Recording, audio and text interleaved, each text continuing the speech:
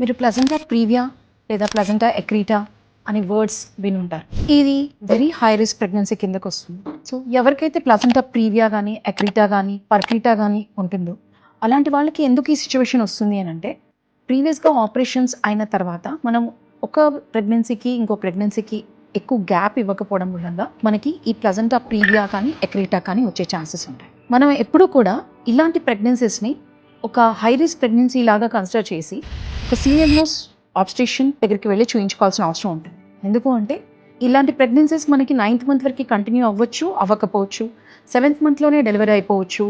And delivery అయ్యేటప్పుడు కూడా very high risk pregnancy and మనం కంపల్సరీ సర్జరీకే వెళ్ళాల్సి వస్తుంది, మనం సిజేరియన్ సెక్షన్కే వెళ్ళాల్సి వస్తుంది. అండ్ సిజేరియన్ సెక్షన్ చేసేటప్పుడు కూడా మనకి చాలా లైఫ్ రిస్క్ ఉంటుంది. ఎందుకు అంటే ఇక్కడ చాలా బ్లీడింగ్ అయ్యే అవకాశాలు ఉంటాయి డ్యూరింగ్ ద సర్జరీ. ఇలాంటి సర్జరీస్ కావాలి అని అనుకుంటే మనకి ప్రీటర్మ్ డెలివరీస్ అయ్యే ఛాన్సెస్ ఉంటాయి. అండ్ బేబీ కూడా it will be a premature baby.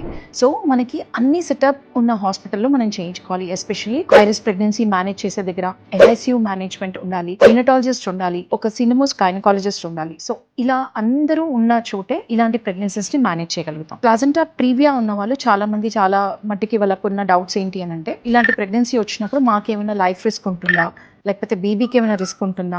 Yes, life risk ఉంటుంది, కానీ దాన్ని మేనేజ్ చేయడం అనేది చాలా ఇంపార్టెంట్. బెస్ట్ మేనేజ్మెంట్ ఎలా చేస్తాము అని అంటే, దాన్ని 9th మంత్లోకి ఎంటర్ అయిన వెంటనే మనము ప్లాజెంటా ప్రీవియా కానీ ఎక్రీటా కానీ పర్క్రీటా ఉన్న వాళ్ళకి మనము 39 వీక్స్ 40 వీక్స్ వరకు ప్రెగ్నెన్సీని తీసుకెళ్లకుండా ముందే మనం డెలివర్ చేసుకోవాలి. బేబీ ఒకవేళ ప్రీటర్మ్ ఉన్నా 9th మంత్ వెయిట్ తక్కువ ఉన్నా కానీ లేటర్ ఆన్ దాని న్యూనటాలజిస్ట్ వాళ్ళు బేబీకి ఒక నార్మల్ వెయిట్ వచ్చేంత వరకు కూడా వాళ్ళు మేనేజ్ చేయగలుగుతారు. ఇలాంటి ఒక ప్రెగ్నెన్సీస్ని మేనేజ్ చేయాలి అంటే మనకి సీనియర్ మోస్ట్ గైనకాలజిస్ట్ కావాలి, బ్లడ్ బ్యాంక్ అవైలబిలిటీ ఉండాలి, NICU అవైలబుల్ ఉండాలి. సో అలాంటి సెటప్లోనే మనం ఈ కంప్లీట్ ప్లాజెంటా ప్రీవియాస్ ఎక్రిటాస్ అండ్ పర్కిటాస్ అనే కాంప్లికేటెడ్ ప్రెగ్నెన్సీస్ని మేనేజ్ చేస్తాం. I'm doctor Jyotsna. I'm the consultant gynaecologist, laparoscopic and robotic surgeon at Yashoda hospital Malakpet.